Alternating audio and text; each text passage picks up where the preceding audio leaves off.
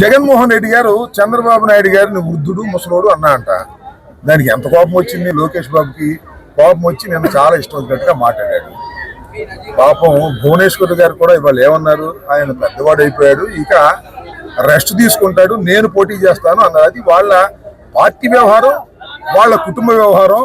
మొత్తం ఇద్దరికి రెస్ట్ ఇచ్చి, ఎవరికి బాబు కొడుకులకి ఇద్దరికి రెస్ట్ ఇచ్చి, నందమూరి తారక రామారావు గారు కుమార్తె కుప్పంలో పోటీ చేయమని ఎవరు పోటీ చేసినా శ్రీమద్ రమారమణ గోవిందే. కుప్పంలో ఓడిపోవటం ఖాయం.